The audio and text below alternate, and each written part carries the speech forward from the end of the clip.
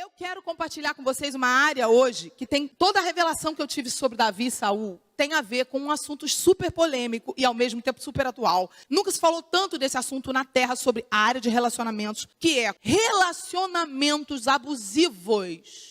A área de relacionamentos abusivos tem sido uma das temáticas mais atuais hoje. Nunca se falou tanto no mundo, na mídia, em filmes, em séries, em jornais, em internet. Nunca se teve tanta informação sobre o que é um relacionamento abusivo e sobre a seriedade de um relacionamento abusivo. E às vezes você pode ter entrado, ou pode até estar em um relacionamento abusivo. Só que não existe só relacionamento abusivo, preste atenção. A nível de homem e mulher, a nível de casal, a nível de romance, não. Existe relacionamento abusivo a nível de liderança. Existe relacionamento abusivo a nível de amizades. E você precisa saber disso, por quê? Porque existe uma brecha na nossa alma. Não é no espírito, não. É na alma da gente. Nós somos espírito, possuímos uma alma e moramos em um corpo. O espírito é uma parte que a gente não controla, que pertence a Deus. A alma é a mente. Então, na sua alma, que é a sua mente, mora suas emoções, suas vontades, seus pensamentos, o teu querer, tua decisão, a sua memória, isso tudo fica na sua alma. A alma é a sede das nossas emoções. O que gera na gente uma vulnerabilidade, uma brecha, uma abertura para a gente atrair para a nossa vida um relacionamento abusivo ou para a gente até procurar inconscientemente se interessar por pessoas abusivas, porque tem gente que sente atração, é inconsciente, a pessoa não tem essa malícia, a pessoa não faz isso com intenção, às vezes está lá no inconsciente da pessoa. Qual é a brecha principal? Quem quer saber? A falta de paternidade divina abre a brecha para cegueira e obstinação por relacionamentos abusivos. Se você quiser anotar, a falta de paternidade divina, não é a paternidade da terra, escute. Essa é uma palavra para quem crê no Senhor Jesus, para quem já entregou sua vida para Jesus. Se você nunca entregou sua vida para Jesus e está aqui hoje nos visitando, escute, eu sei que Deus vai falar com você através dessa palavra. Tenho certeza que Ele te trouxe aqui para te encher e te dar uma bênção muito grande, te dar uma mudança de vida. Mas quem já anda com Deus vai entender o que eu estou falando agora. Você já é um cristão, já é uma cristã. Você já sabe que o teu pai é Deus. Não, mas eu tive um bom pai, Sara. Não, mas eu tive uma boa mãe, Sara. Ai, que lindo, que bênção, aleluia. Mas, eu quero te dizer uma coisa. Acima de pai e mãe da nossa vida, tem que estar a paternidade divina. Por quê? Pergunte. Porque pai e mãe é normal. Ser humano tem defeito, ser humano erra. Não existe ninguém que não erre. Então, se você colocar toda a sua expectativa em pai e mãe, você em algum momento vai se frustrar muito, porque eles não são Deus. Agora, Deus não erra, não abandona, não tem defeito. Deus nunca está ocupado. Deus está sempre disponível. Por quê? Não porque Ele é nosso empregado, porque Ele não é. Ele é o nosso Senhor, o nosso dono. Nós somos os empregados dEle. E filhos, né? Não somos só empregados, somos filhos amados dEle. Mas Deus faz isso porque Ele é soberano, poderoso, perfeito. Então, não existe como competir com isso. O nosso Pai eterno, Ele é perfeito. E Ele é o único que tem a chave exata do vazio interior da nossa alma. A mão dele se encaixa aqui no nosso vazio, como se fosse uma chave perfeita. Pode a gente tentar preencher com drogas, pode tentar preencher com remédio, pode tentar preencher com prazeres, bebidas, comidas, com bebedice, comilanças, glutonarias. Podemos tentar preencher com namoro, relacionamento, sexo e etc. Não preenche o vazio. A gente sempre vai ter um vazio se a gente não coloca Deus nesse lugar, porque é um lugar feito para Ele, a forma da mão dele. Então, a paternidade de Deus é uma coisa muito séria. Nós temos que buscar incessantemente essa paternidade. A falta dessa paternidade, ela abre uma brecha na gente. E olha, essa paternidade é assim. Eu já tive várias vezes experiência com essa paternidade, só que aí no meio do caminho, a gente é seduzido pelo dia a dia, porque nós temos aquelas 5 portas de entrada. Quais são as 5 portas de entrada? 5 sentidos: visão, audição, tato, olfato e paladar. Essas 5 portas de entrada são as 5 portas pelas quais você e eu, nós temos os estímulos da vida. A gente recebe vontades através desses estímulos. Então, às vezes, você sai de um super encontro com Deus, um super retiro, ou um super tempo de oração, super forte, firme, e você tem certeza que você nunca mais vai se desviar daquele propósito. A gente queria que fosse assim, mas a gente é ser humano. E os bombardeios são diários. Por isso, a busca também tem que ser diária. Porque se você não fortalecer sua área espiritual, o mundo está se fortalecendo no pecado, no erro e no engano diariamente para cada vez vir com argumentação nova e dizer para a gente: isso é tudo besteira, para com isso. Vai curtir a sua vida e simplesmente esqueça esse negócio de Deus, esqueça essa coisa de cruz, esqueça essa coisa de Jesus, esqueça perdão, se vingue. É assim. O diabo, ele está se aperfeiçoando nos planos dele de sedução. Entendeu? São muitos Game of Thrones e muitas outras coisas aí que estão ganhando ranking mundial de Ibope no mundo, em todos os sentidos, tá? Fazendo grandes trabalhos com a mente de gerações e gerações. Não é só criança nem adolescente, mas não, é todo tipo de gente de qualquer idade. Então, na verdade, é muito difícil para nós, e isso tem que ser falado com a verdade, se a gente não vigiar em conservar relacionamento, paternidade com Deus. Se a gente não buscar conservar essa paternidade, a gente perde ela no meio do caminho. Bom, eu me converti e eu não tinha paternidade ainda nenhuma. Não tinha nem na terra, nem de Deus. Meu pai me ama muito, graças a Deus, eu não posso reclamar. Meu pai, ele é super carinhoso. Mas era um paizinho meio assim, moderninho, meio doidinho. Então eu era aquela pessoa muito carente daquele pai careta, porque quem não tem, você nunca dá valor, né? Você sempre quer o que você não teve, né? E é ser humano, tudo igual. E aí eu era muito carente, assim, daquela figura de pai certinho. Não tinha um pai certinho. Graças a Deus, hoje eu sou muito satisfeito com o pai que eu tenho, amém? Da terra. Mas eu tinha um vazio de pai. Tinha o vazio da paternidade divina, como todo mundo tem. Como diz a Ana Paula Valadão, que é maravilhosa, né? Eu sou apaixonado com a Ana Paula, ela diz assim, nem o melhor dos pais poderia suprir o vazio do meu coração. Que ela teve um pai top, que é o pastor Márcio, não é verdade? Então, eu me lembro que eu me converti, eu joguei toda a minha expectativa de paternidade nos meus pastores. Não é fácil não. E eu já vi muita igreja, não sei se vocês conhecem, que eles têm hábito das ovelhas chamarem os pastores de daddy. Você está rindo porque você conhece, né? Daddy. Daddy quer dizer papai em inglês. Tá cheio de igreja assim, que acha que é carinho, que é amor e que é aliança. É doença. Está alimentando doença. Por quê? Porque está afastando as pessoas da paternidade divina e colocando uma defraudação emocional no coração da pessoa, porque pastor não é daddy de ninguém, é daddy dos filhos dele. Fica essa defraudação, essa ilusão. Ele é meu pai. Já vi muita igreja assim, que as ovelhas chamam o pastor de pastor. Eu já fui assim, confesso meu pecado aqui no altar. A palavra diz que aquele que confessa alcança misericórdia. Então eu estou confessando logo para ficar logo limpa a minha barra no mundo espiritual. Então escute, eu sei o que eu estou falando por vivência. Não estou falando de uma coisa que eu não vivi. Eu fui uma pessoa que coloquei a minha expectativa de paternidade divina num pastor. Que era uma bênção por muito tempo. Um belo dia ele tomou um outro caminho e ficou doidinho.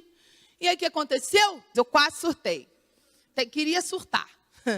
Não foi fácil, eu passei um período de depressão. Não foi uma depressão daquelas de remédio, não, mas eu passei um período depressivo. É isso que eu quero dizer. Muito mal. Só que nesse momento, foi quando Deus me revelou isso aqui. E doeu muito. Eu não sei se vai doer em você a depilação a cera quente. Me perdoa que eu não vou fazer. Não vou passar analgésico, porque o tempo é muito curto. E eu preciso depilar rápido. Lá em 1 Samuel 15, Deus se arrepende de ter escolhido Saul, rejeita Saul, manda Samuel dizer a ele, por causa da desobediência dele. E essa foi a última vez que o profeta Samuel viu Saul pessoalmente. Nunca mais eles se viram, tá? Tudo isso está lá. Eu não tenho tempo para ler agora, você vai ter que estudar em casa. No final do capítulo 15, o texto reafirma mais uma vez que Deus rejeitou Saul. São 3 vezes, Deus fala claramente, eu rejeitei Saul. E aí, no capítulo 16, Deus pergunta para Samuel assim, ô Samuel, por que você tem pena de Saul, já que eu já o rejeitei? Quer dizer, Deus de novo confronta a alma do profeta Samuel, dizendo, para de ter pena desse cara, eu não tenho pena dele. Olha só, Deus, ele é soberano, não discuta com Deus. Você tem alguma dúvida? Pergunte, porque ele é teu pai e ele quer te responder. Mas não discuta no sentido como Caim discutiu. Caim discutiu da forma errada. Há uma maneira que eu posso chegar a Deus e questionar? Senhor, me explica. Senhor, em nome de Jesus, eu sou seu filho, eu sou sua filha. Eu não estou entendendo. Deus, ele quer que você se achegue com uma intimidade de filho e de filha. Mas o que Deus fica chateado é o que Caim fez. Caim discordou de Deus, cruzou o braço e disse, não concordo. Isso é espírito de rebelião. Eu não concordo. Isso é Caim. E Caim é uma linhagem amaldiçoada, desgracenta. Por quê? Porque foi a primeira linhagem que se tornou semelhança de Satanás. Ele ficou à imagem e semelhança do diabo. O diabo usou Caim como a grande vingança contra Deus. Porque até ali, até Caim matar o seu irmão, Deus ainda se encontrava com a humanidade. Deus ainda vinha na viração do dia. Ainda que não vinha para Adão e Eva mais, mas vinha para os filhos. Porque Deus ainda estava tendo comunhão com a gente. Quando Caim mata Abel, e o primeiro assassino é feito à imagem e semelhança do diabo, que é assassino. Ele, então, o primeiro rebelde, que é a imagem e semelhança do diabo também. Ele, então, o primeiro mentiroso, porque ele mente quando Deus pergunta para ele, aonde está teu irmão? Ele fala, olha lá, sou babado, meu irmão. Ele zomba de Deus. Do espírito de rebelião, que é o caráter do diabo ali, a rebelião e a mentira. Então é muito sério isso. Nós não podemos nunca entrar por esse caminho, amém? O caminho de eu não concordo, não faça isso. Você precisa pegar a palavra, orar e falar, Senhor, eu não entendi, me explique. E Ele vai te explicar. Mas nunca entre no caminho de Caim, na sua vida. Nunca entre no caminho de, eu não concordo, eu discordo de você. Porque você está dizendo que você sabe mais que Deus quando você fala isso. Você está dizendo que você sabe mais do que Ele está errado e você está certo. Olha que bizarro isso. Não pode, entendeu? Então, o que aconteceu? Samuel, profeta, estava na crise porque estava com pena de Saul. Samuel, no capítulo 16, Deus fala que ele ainda está com o coração assim, balançado. Mas Deus manda ele parar com isso e manda ele ir na casa de um homem chamado Jessé. Ungiu um filho de Jessé, que era o filho mais novo e excluído dele. No lugar desse Saul, que já era rei, e na frente dos irmãos de Davi. E o Espírito de Deus vem ali e confirma e escolhe Davi. Bom, depois de eu pregar essa palavra lá no Conselho de Pastores, eu não sabia do que eu vou te contar agora. Na hora que eu desci, um pastor veio e falou para mim assim, você já ouviu a pregação do pastor Yosef Akiva? Eu falei, não. E esse homem falou, escute, porque essa pregação do pastor Yosef Akiva vai completar a sua ministração. Bom, eu cheguei em casa, a primeira coisa que eu fiz, eu então peguei, coloquei Yosef Akiva, Davi. E ele começa a mostrar, historicamente, que Davi era filho bastardo de Jessé. Todas as evidências implicam que Davi, porque ele tinha totalmente diferente a aparência dos irmãos, ele era baixinho, os irmãos eram enormes, ele era ruivo, os irmãos não eram. Ele ficava de trás das malhadas, que era o lugar dos filhos bastardos, ele era fruto de um adultério de Jessé. Todo o comportamento de Davi era de um filho que não era legítimo. E o tratamento de rejeição, que ele não podia sentar à mesa com os irmãos, era o tratamento de um filho ilegítimo. Só que aí é muito forte o babado. Por quê? Porque aí você vai entender o seguinte, Davi, no pano de fundo aqui que eu quero te dar, teve uma experiência com Deus tão profunda. Davi era um escolhido de Deus, desde muito antes disso tudo acontecer. Davi tinha um relacionamento com o Pai Eterno. E Davi tinha encontrado a paternidade divina. E nessa paternidade, ele tinha entendido que ele tudo podia fazer naquele que o fortalecia. Ele tinha entendido que não havia nada que ele não pudesse fazer. Mesmo sendo baixinho, rejeitado, ele não sentia dor da rejeição. Por que ele estava imunizado e blindado contra a rejeição? Porque, como diz em Efésios 6, qual é a única coisa que apaga os dardos inflamados do maligno? Lembra daquela ministração sobre fé, de comunicação? Que eu falei sobre isso. Eu falei, olha, o escudo da fé, ele é um escudo que apaga as setas do diabo. O que são as setas? Pensamentos assoprados na primeira pessoa do verbo. Então o diabo, ele quer te setar, ele fala um pensamento na primeira pessoa do verbo para você. Ele não fala assim, fulano te detesta. Ele fala no verbo na primeira pessoa, ele fala, fulano me detesta. Que assim você pensa que é você. Só que é o diabo falando. 3 vozes têm acesso à nossa mente, à nossa alma. O nosso pensamento, a nossa própria alma, a voz de Deus e a voz do diabo, na seta inflamada, como está em Efésios 6. Então, o que a Bíblia fala? Ela fala que já tem uma arma na armadura para apagar as setas. Toda seta que vem na sua cabeça vem para tentar roubar algo maravilhoso de Deus, porque o diabo nos odeia, porque a gente é filhinho de Deus, Deus nos ama e o diabo nos odeia. O que a gente vai fazer? Nada, vamos passar por cima da cabeça dele. Mas ele sempre vai lançar dardos. E como que a gente consegue apagar os dardos? Com o escudo da fé. O que é fé? A fé é a certeza das coisas que Deus fala, né, que a gente não vê. Vai, vamos resumir. A palavra diz que o verdadeiro amor, a fé é o contrário do medo. E o medo é o contrário da fé. Quando você tem fé, você não tem medo de nada. Então você pode entender que a fé, ela pode ser traduzida como a certeza de que Deus te ama. Então, o escudo da fé é o escudo da certeza de que Deus te ama. O diabo vem na sua cabeça e ele fala assim, vai dar errado. Aí você ergue o escudo. Ele me ama. Não pode dar errado. Eu estou debaixo da cobertura dele. Esse é um lugar de descanso. A fé é um lugar de descanso. O medo é um tormento. Mas a fé é um descanso. É o que diz em Hebreus capítulo 4, se não me engano. A fé é o descanso de Deus prometido para nós. Então, esse lugar de descanso que a gente precisa estar, depois você lê em casa, por favor, não dá tempo. Hebreus capítulo 4 é muito impactante, que fala muito sobre isso, sobre lugar de descanso, sobre fé, sobre incredulidade, sobre desobediência. Tudo isso. Hebreus 4, lê em casa. A fé é o lugar que você descansa em Deus, você está totalmente como um bebê no colo do seu pai, sem preocupar com nada, porque quê? Você está nesse lugar. Agora, entrar nesse lugar da fé é entrar debaixo da paternidade divina. E é uma guerra. Por quê? Porque você, quando entra na paternidade divina, o diabo se levanta e fica com ódio. Você tem que estar vigilante, vigilante, vigilante. Davi tinha encontrado esse lugar. Davi vivia e habitava nesse lugar. Davi tinha convicção de que ele era filho de Deus. E Davi falou coisas impressionantes quando ele chegou no grande momento do estrelato dele. Qual foi o grande momento do estrelato, assim, que Davi ficou famoso? Ele teve uma oportunidade, ele foi levar os queijos para os irmãos. E quando ele foi levar os queijos, ele era o menino dos queijos. O que significava isso? Ele não tinha valor, ele era só um empregado dos irmãos. E o irmão mais velho ainda esculhamba ele. Ele fala, cara, o que eu te fiz, cara? Ele questiona para o irmão. Era o tempo inteiro bullying, ele sofria perseguição. Só que aí Davi vê Golias afrontando o exército do Deus vivo. E Davi tinha uma coragem que ninguém ali tinha. Por que Davi tinha uma coragem que ninguém tinha? Porque ele tinha o quê? Uma paternidade, fala comigo, divina. Ele tinha uma coisa que ninguém tinha, uma fé inabalável, a certeza de que Deus amava ele. A certeza de que se ele fosse contra um cara que era 20 vezes o tamanho dele, ele ia derrubar o cara, e ele derrubou. Agora, a coisa mais engraçada é que a gente nunca avalia isso. Olha aqui, ó. Davi chega, Satanás está rondando. Ele fica buscando ao redor de cada um de nós, tentando encontrar uma brecha de uma área que a gente não trate. Por isso que a gente não pode nunca achar que a gente está tratado o suficiente. A gente sempre tem que saber, tem alguma coisa para tratar. Deus, me revela meu coração, sonda-me. Por isso ele falou, sonda-me, vê se há em mim algum caminho mau. Porque ele sabia a situação que ele entrou. Simplesmente, Saul, que era um rei, com cara de rei, só não tinha coração.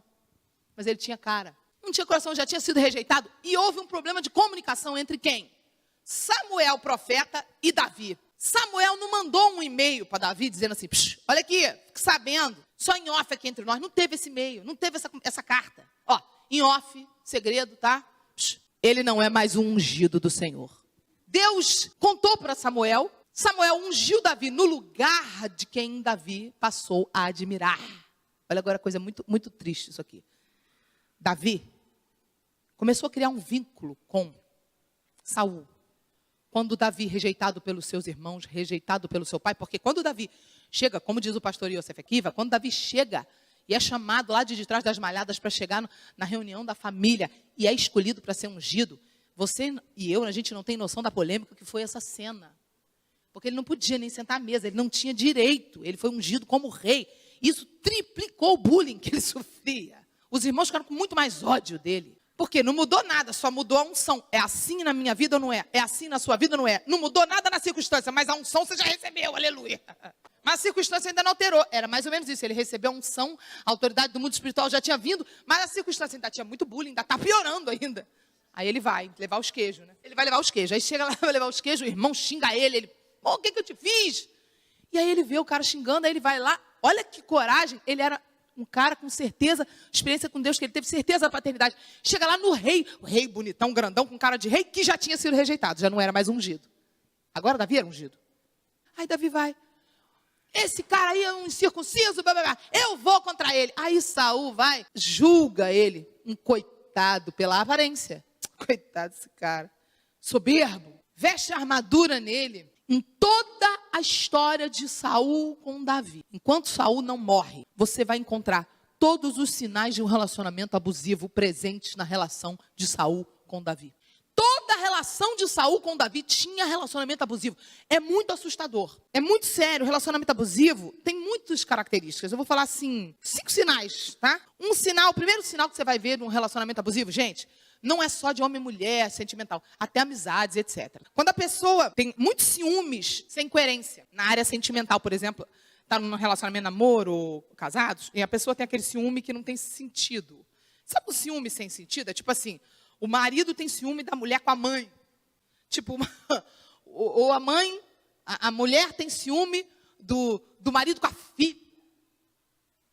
Um ciúme que não tem sentido, vocês estão entendendo? A pessoa na amizade, quando é na amizade, uma inveja sem coerência, uma inveja sem nexo, sabe? Tipo assim, a amiga come tudo e não engorda, mas tem inveja da outra que é gorda. Tem isso, existe isso. Eu tive uma amiga assim, ela ia lá para casa, e ela era seca, linda, magérrima, e ela falava para mim e para minha filha, ai, meu sonho era ter o corpo de vocês, a gente com a barriga e um celulite, e ela um corpo lindo. Eu falava, garota, não é possível, você tem algum problema. Entendeu? Essa minha amiga entrava em muito relacionamento abusivo por causa disso. Quando a pessoa tem aquele tipo de ciúme que não tem sentido, ciúme da família, ciúme dos amigos, ciúme do colega de trabalho, a pessoa tenta isolar você de qualquer um desses grupos. Não quer que você tenha amizade com ninguém. Te cerca para você ser uma pessoa isolada, que vive isolada. Isso é um sinal de relacionamento abusivo. Uma pessoa que pode também viver te acusando sem razão, fica te falando, você me trai, você não é minha amiga, você fala de mim por trás, ou numa relação a dois, você me trai, acusa de estar paquerando outras pessoas, flertando com outras pessoas. Quando é um ciúme ou inveja paranoica, a pessoa costuma perguntar onde você estava e com quem você estava de uma maneira sempre acusadora, o tempo todo, te policiando. Isso é uma das características, tá? Essa coisa do ciúme e da inveja excessiva. A pessoa acredita que você está maquinando mal contra ele ou contra ela. A pessoa fica te acusando de você está fazendo uma coisa contra mim. Assim, a pessoa meio paranoica. Quando você não se comporta da forma como a pessoa quer que você se comporte, essa pessoa usa essa argumentação no intuito de controlar você e de te manipular, para que você permaneça sempre naquele lugar de abuso e não consiga enxergar o quão absurdo é esse comportamento. Afinal, gente, por que é absurdo? Como que alguém que realmente ama outra pessoa pode maquinar o mal contra essa pessoa? Não faz sentido nenhum. Só que quando uma pessoa é abusiva, a pessoa te manipula assim, para que você fique sempre no lugar do abuso, a pessoa fica fazendo esse jogo com você. Um jogo de culpa e de acusação, um jogo de manipulação horrível, uma coisa muito doentia. Segundo sinal, quando é um relacionamento abusivo, uma constante chantagem emocional ou uma ameaça de abandono ou de término de amizade. Seja num casamento, namoro ou numa amizade. Uma pessoa abusiva, ela sempre demanda ser o centro das atenções. Por exemplo, é comum ouvir assim, mas você vai sair para ver sua mãe ou você vai sair para ver seu pai e vai me deixar aqui sozinho? E essa pessoa não fala isso sem intenção, inconscientemente que seja, essa pessoa fala isso no intuito de fazer a outra pessoa se sentir culpada. Porque é uma enfermidade na alma da pessoa, entendeu? A pessoa que tem esse problema tem que tratar. Quando a pessoa a vítima para de cair no jogo da culpa, a vítima fala, vou ver meu pai sim, vou ver minha mãe sim, você não vai me prender. Aí, o abusador, pode ser homem ou mulher, muda a tática do jogo e começa a virar o jogo para o medo, através do discurso ameaçador de rejeição e de abandono. É? Também vou te deixar. Se você for, você vai ver que eu vou sumir. Quando você voltar, não estou mais aqui, minhas coisas eu vou levar. E a pessoa começa a ministrar abandono. Isso é totalmente incompatível com a definição de amor estabelecida por Deus para nós, que nos diz que o verdadeiro amor, em 1 João 4,18, tá? Se você depois quiser ler, está escrito, o verdadeiro amor, 1 João 4,18, lança fora o medo. Então, quem ama não fica ministrando medo na outra pessoa. Quem ama, ministra o que é segurança, tranquilidade, confiança, paz. Amém? A constante ameaça de terminar o relacionamento ou de terminar aquela amizade é um claro sinal de falta de amor que aquela pessoa tem pela outra pessoa que está sendo vítima do abuso. É um claro sinal que a pessoa não ama. Só que quando você está cega dentro de um relacionamento abusivo, você não consegue enxergar que a pessoa não te ama. E você fica numa doença emocional, sendo um codependente da doença do outro. Isso é muito sério. Terceiro sinal, um comportamento de superioridade. Você vai encontrar todos esses sinais no comportamento de Saul com Davi. Todos, olha. O primeiro, qual era? O primeiro, inveja, ele teve inveja. O segundo, qual era? Chantagem, ameaça de abandono ou de término de amizade. Ele terminou a amizade com Davi. Terceiro, comportamento de superioridade. Você sabe quando Saul fez essa coisa do término de amizade? Quando ele pediu 100 prepúcios dos filisteus. Era impossível. Impossível. Eu não sei se você sabe o que é 100 prepúcios. Prepúcio é uma coisa muito constrangedora de falar. É a pele na ponta do órgão genital do homem, que não era circuncidado. Por quê? Só os judeus eram circuncidados. Não sei se você está entendendo qual foi o pedido de Saul para Davi. Era uma coisa impossível. Mate 100 filisteus, que eram gigantes. Davi era pequenininho. E traga a pele da ponta do órgão genital de cada um. Não era só uma coisa difícil, era uma coisa nojenta. Entendeu? Você imagina, mãe, sem sabonete, sem água encanada. Você imagina o cheiro, sem gilete. Imagina para abrir a Mata Atlântica daquilo ali. Cada um dos... Não é, gente, não é 10 prepúcios, era 100. Montua 100, arranca aí, puxa de cada um e corta. Olha o nojo que deve ter sido isso. É maldade. Isso foi uma maldade com Davi. Isso não tem lógica. Isso é para poder o quê? Ó, corta aqui, corta aqui, corta aqui. É isso. Aí Davi vai lá, ele estava num relacionamento abusivo. Repare que quem está em relacionamento abusivo, se você já conheceu alguém, ou se você já esteve, eu já estive em relacionamento abusivo, a pessoa faz coisas que você não acredita, bizarra. A pessoa faz coisas bizarras para poder agradar o outro. E nunca agrada. Quem está me entendendo? Então, o terceiro sinal de um relacionamento abusivo é o comportamento de superioridade, é um sentimento de superioridade, uma crença de superioridade. Muitas vezes, por trás dessa aparência, desse comportamento superior, está, na verdade, a base disso é um sentimento inconsciente de inferioridade e uma baixa autoestima. Tá? Uma baixa autoestima. A pessoa não tem uma autoestima boa, ela tem uma autoestima ruim.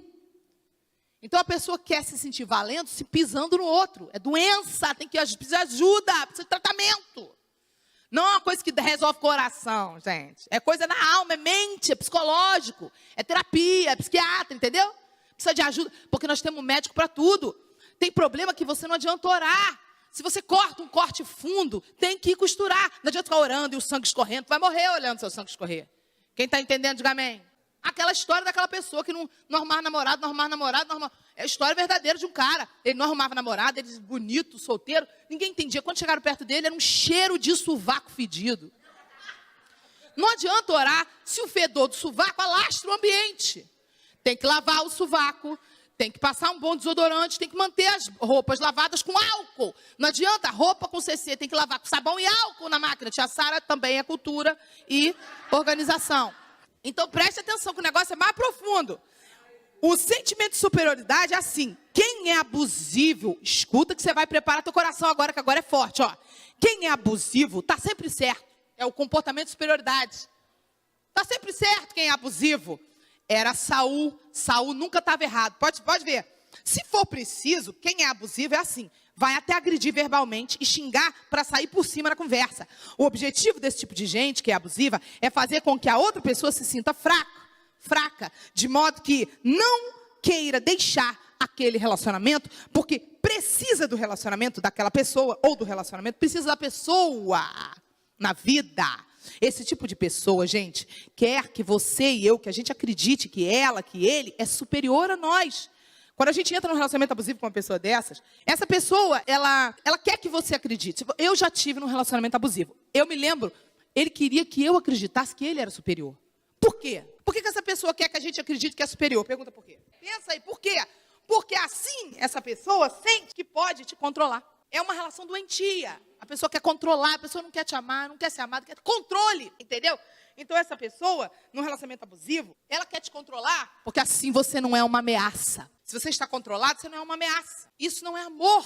Porém, se você se sai melhor do que essa pessoa em alguma situação, ou você recebe um destaque em alguma situação, a pessoa agora passa a fazer um jogo que é te derrubar com palavras, te derrubar com atitudes, de rejeição, agressão verbal, que abalem sua autoestima, às vezes até agressão física. Fortes sinais de sabotagem da sua felicidade ou da sua autoestima.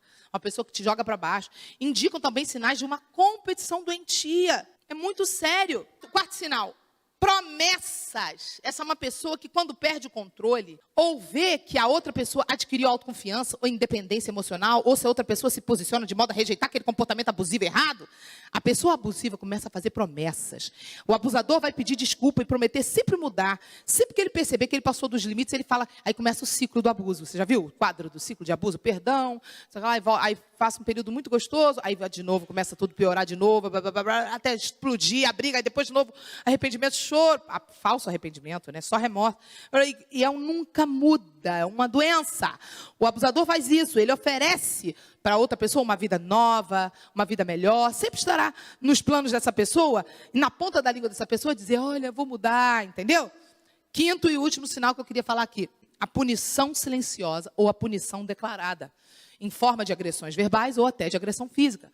Uma pessoa abusiva emocionalmente pode jogar um jogo silencioso como punição, quando não consegue as coisas do jeito dela ou dele. Ou num relacionamento íntimo, pessoal, né, de romance, pode até privar o outro ou de carinho, ou de sexo, de intimidade emocional.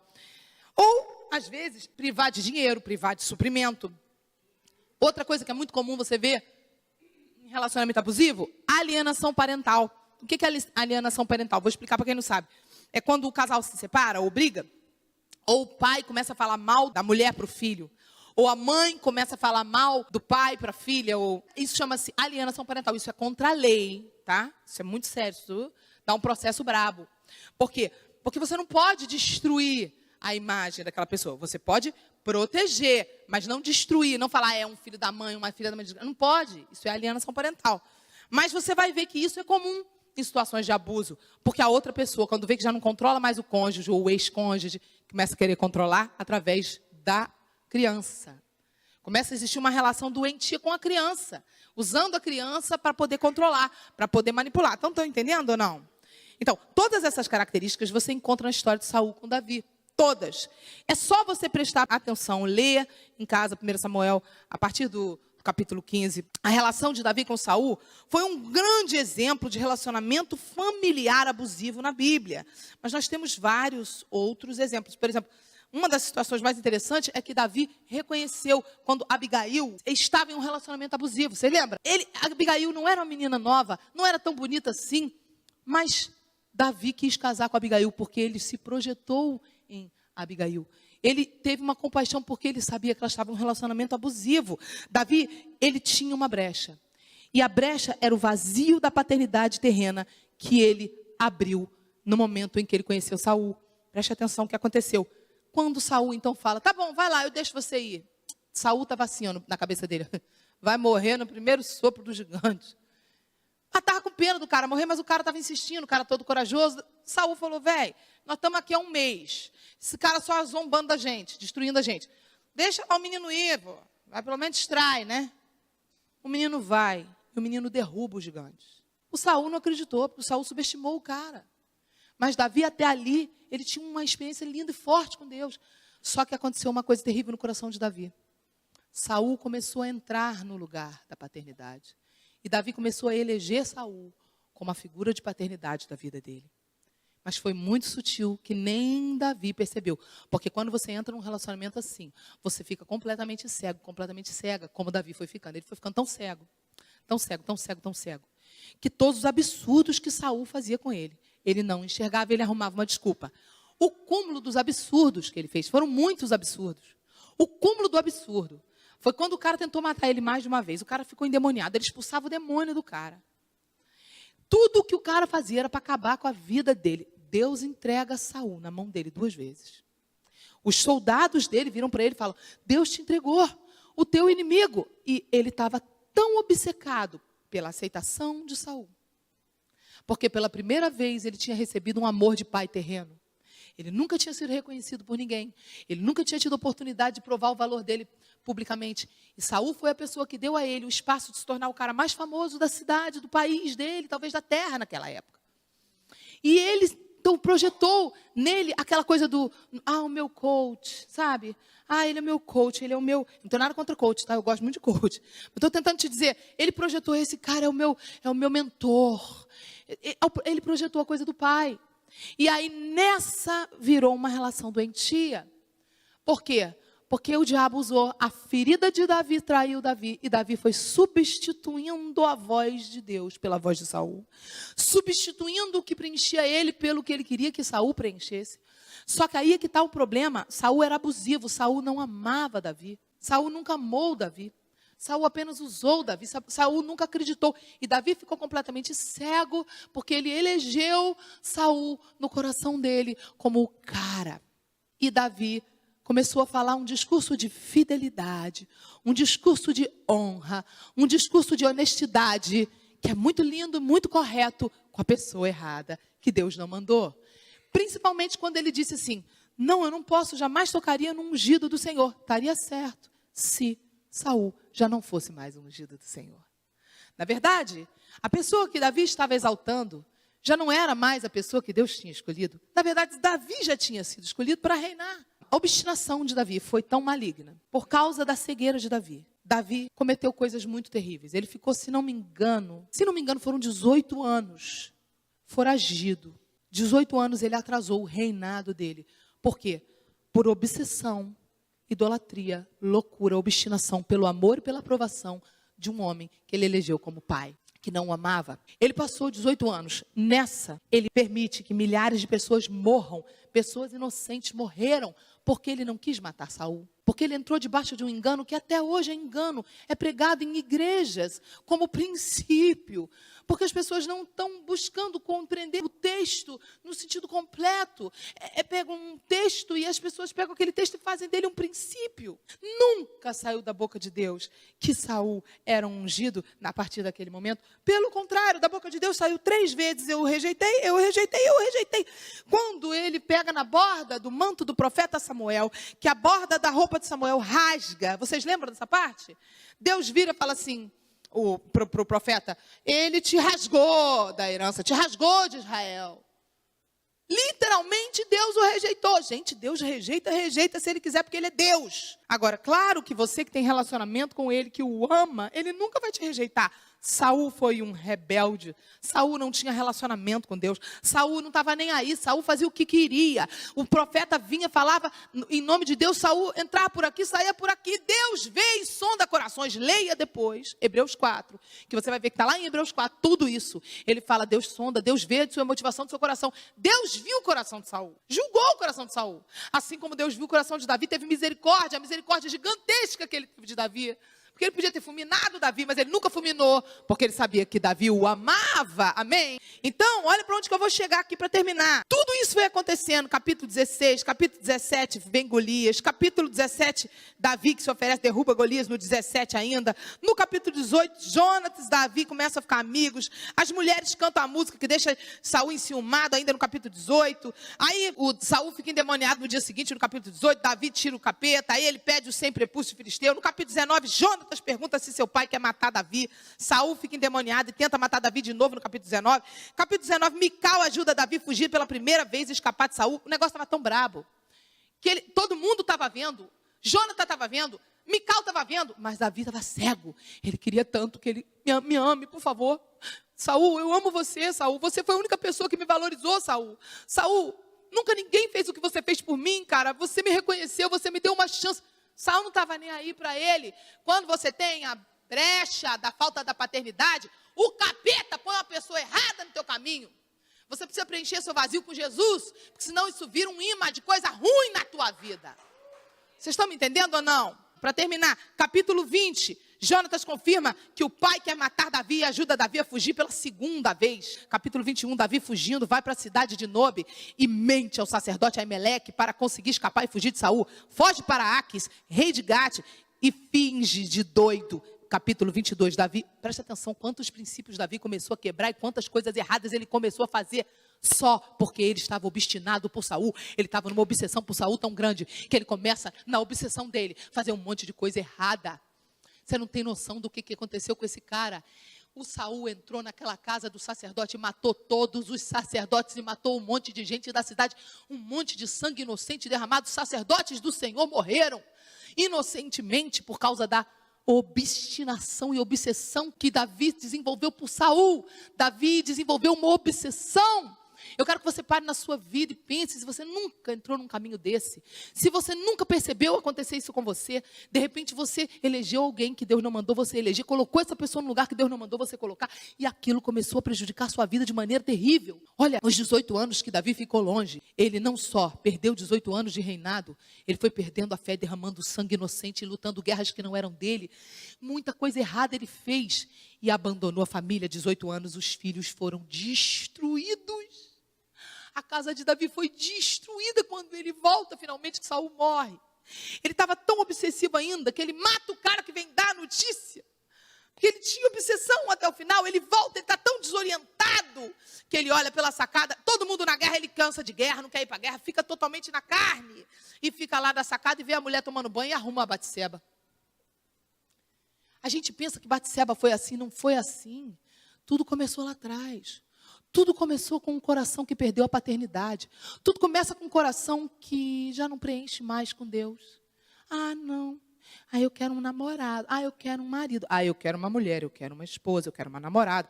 Ah, eu quero dinheiro. Ah, eu quero um trabalho que me dê segurança. Ah, eu quero o que for. Não me interessa o que você quer. Se você não colocar Deus no lugar que Ele realmente precisa estar, isso vai ser usado contra a sua vida. Vocês estão me entendendo ou não? A carência de pai que Davi tinha era a sua fraqueza. Essa fraqueza levou Davi a entrar em um engano, de 18 ou mais de 18, eu acho que era mais de 18 anos, tá? Mais de 18 anos, é o horário do meu remédio, gente, desculpa. E ele perdeu tempo, preciso orar para a gente terminar. E vidas, toda a casa dele foi destruída. O relacionamento abusivo pode fazer você ficar tão cego, por anos, como Davi ficou cego, perder tempo na sua vida, perder vidas e perder toda a sua casa. Eu vou repetir, um relacionamento abusivo na sua vida, que você não para, eu vou parar agora de aceitar isso, eu não vou aceitar isso mais. Isso pode fazer você ficar cego por anos, como Davi ficou, perder seu tempo, perder vidas que vêm para você e perder toda até a sua casa. Será que você tem colocado alguém num lugar que Deus não mandou você colocar na sua vida sem perceber? Será que, assim como Davi, você tem usado de manipulação de bons princípios, de atitudes certas, para distorcer a vontade de Deus, conforme a sua vontade emocional, para se encaixar e você botar aquela pessoa no lugar? Olha, tem um filme chamado Livro de Eli. Quem já viu esse filme? Eu te indico você assistir esse filme se você nunca assistiu. É um filme com Denzel Washington, ele é cristão. E é uma história muito fantástica. Eu vou dar um pouquinho de spoiler, tá? Então, a história do filme ele é um cara que tem que guardar a última Bíblia que está em um cenário apocalíptico. A última Bíblia que existe, ele tem que levar até a biblioteca guardada por um forte lá, um lugar. E ele tem que atravessar a pé, e com as espadas na mão, e bandidos e saqueadores. E ele tem que fazer aquela jornada até chegar com a Bíblia, a última Bíblia que existe na face da terra. É muito lindo o filme. Mas tem uma das cenas para mim, que é a cena mais impactante de todo o filme. Que ele está subindo, ele está andando em cima de um viaduto e ele luta muito. E de repente tem um casal andando, chega um grupo de saqueadores. E esse grupo de saqueadores já de longe dá um tiro no homem, pá, e já puxa a mulher pelos cabelos para estuprar. E ele lá em cima olha, e ele tem a condição de lutar e de matar os caras, mas é um risco, ele pode ser ferido, ele pode sabotar a missão dele. E na hora que ele olha, ele fica com pena, ou seja, uma coisa boa, ter pena, se importar, querer ajudar, tudo isso não está uma coisa de Deus? É muito bom. Só que quando você faz da forma errada, na hora errada, quando Deus não mandou, até a coisa certa vira um erro. É muito linda essa cena do filme, porque ele olha e ele escuta a voz de Deus no filme, que ele é guiado por Deus no filme. Ele olha para baixo e ele quer ajudar, e ele vai no impulso e a voz de Deus fala com ele, e ele fala assim: essa não é a sua missão, isso não é um problema seu. E é muito confrontante essa hora para você e para mim, porque a gente fala, mas ele podia ajudar.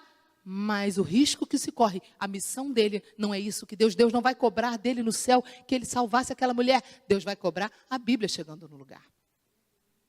Isso, às vezes, para nós é muito chocante. Foi o que Davi fez. Davi manipulava. Davi, emocionalmente, totalmente doente. Ele se adoeceu com Saul. O relacionamento abusivo, ele te adoece, ele nos adoece. De várias formas. Nós todos aqui fomos vítimas de uma liderança que foi adoecendo. Todos nós ficamos com sequelas por muito tempo. Todos aqui que fomos muito tempo de uma liderança que adoeceu, foi adoecendo. E todos nós tivemos sérias crises.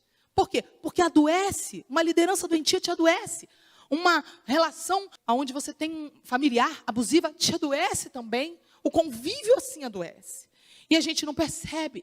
Davi não percebeu. Sabe, Miles Monroe, ele dizia uma coisa que é muito impactante. Ele dizia assim: a pior coisa que pode acontecer com um crente é ter sucesso no projeto errado. Porque a pessoa vai achando que é Deus e vai indo, e vai indo. Isso é o que Miles dizia. Mas eu vou dizer uma coisa para completar. Na minha opinião, a pior coisa que pode acontecer com um crente é ele ficar cego na sua obstinação, na sua obsessão, na sua paixão, na sua carência.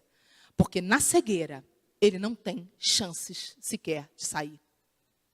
Você não consegue sair daquilo que você não enxerga. Deus literalmente tem que mandar alguém para pegar na tua mão e te guiar. Eu creio que talvez Deus tenha me trazido aqui hoje para isso, amém? Davi estava cego de tanto que desejava, amém? De tanto que ele desejava o amor de Saul. Mas a raiz desse desejo de amor era medo. Davi estava cego de tanto que ele desejava a aprovação de Saul. A raiz desse desespero de aprovação era medo. E Davi estava cego de tanto que ele desejava a aceitação de Saul. A raiz desse desejo era medo. Um homem que o próprio Deus disse 3 vezes que rejeitara Davi, estava obstinado por ele. Davi estava agindo com rebelião. E não sabia, nem percebia. Deus disse que rasgou Saul da herança. Saul não era mais ungido. Apenas que faltou comunicação entre Samuel e Davi. E entre Davi e Deus. Por quê? A única pessoa que podia dizer para Davi, além de Samuel, Davi, para com isso. Quem era? Deus. Além de Samuel, quem era a única pessoa que podia dizer isso para Davi? Deus. Mas Davi parou de ouvir. Parou de ouvir. E aí, o que aconteceu? A obstinação de Davi pelo amor de Saul, pelo medo de perder Saul, impedia de enxergar os sinais mais óbvios da parte de Deus que vinham para ele. Davi teve tanto medo de viver sem Saul, porque ele colocou Saul no lugar de realização dentro dele. Cuidado, porque o medo é um tormento, mas a fé é um descanso. Cuidado se você colocar alguém no seu coração como pessoa que é a sua realização, ou que te faz acontecer, que te faz ser alguém. Quem te faz ser alguém é Deus. Para com isso, pelo amor de Deus. Não entra nesse lugar de engano. Sabe, será que já aconteceu isso com você? Será que você já ficou cego, obstinado pelo amor e aprovação de alguém? Isso te fez entrar em um caminho de incredulidade? Porque o que aconteceu com Davi é que ele entrou num caminho de incredulidade. Sabe como é que é o caminho de incredulidade? Ele começou a acreditar que Saul era melhor para ele do que Deus. Incredulidade. E nessa, ele entra no caminho da desobediência, porque isso desagrada a Deus. É tudo muito sutil, mas ele entrou. A desobediência é a obstinação. Eu quero obstinação. Isso cegou Davi. Será que você já passou por isso também? Você entrou por um caminho que você acreditou que aquela pessoa ou aquela situação ia ser melhor para a sua vida. E aí você ficou numa obstinação, numa desobediência, e isso te cegou e te jogou em um relacionamento abusivo. Você achou que, mas se eu não ficar com essa pessoa, eu nunca mais vou ter ninguém. Você já viu, inclusive, um depoimento da Ana Paula Valadão, falando do namorado que ela teve quando ela se converteu? Que ela conta que o cara ia na porta da casa dela e dizia assim, você nunca mais vai arrumar alguém que te ame como eu. E quando Deus entrou no lugar no coração dela, ela disse que ela botava a cara para fora da janela e berrava assim, pois então eu vou morrer solteira, casada com Jesus. Isso é libertação. Isso é libertação. Porque ela deu um bico no relacionamento abusivo e ela disse o seguinte, tá bom, eu prefiro ficar casada com Jesus do que com uma pessoa como você. E aí, ela ficou solteirona? Não, casou com o Gustavo, que é uma bênção. Que ela fala que é o marido dela, a Ana Paula testifica isso, ela fala dela, do ponto de vista dela, que o marido dela é o cara mais parecido com Jesus que ela conhece. Olha que coisa linda. Esse é o nosso Deus, amém? Mas hoje você precisa entrar no lugar de descanso. O lugar de fé, que Efésios 6 fala. Na prática, esse lugar é atrás do escudo da fé. Que é o quê? A certeza do amor do teu Pai eterno. Você precisa, com esse escudo, você vai poder apagar todos os dardos inflamados de rejeição, de carência. Sabe, as coisas que o diabo fala na nossa cabeça, a gente não tem noção não. A gente acha que é brincadeira.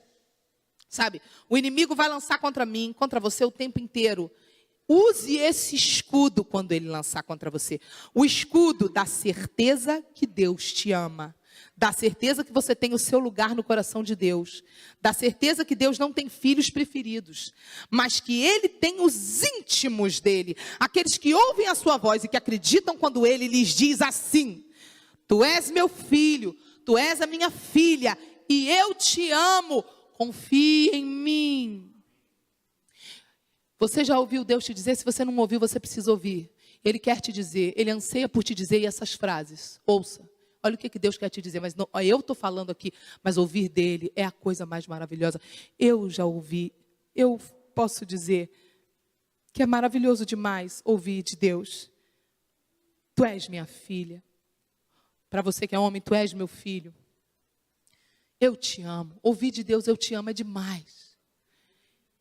E isso aqui, ó, é mais difícil de ouvir. Confia em mim. Aí você vai fazer um negócio e ele fala, não, mas Deus, não, confia em mim. Ai, meu pai. Quem está entendendo? Vamos ministrar? Vamos orar? Quem está entendendo até aí? Deixa eu ver, quem está entendendo? Pode continuar sentado ainda. Quem está entendendo? Deixa eu ver.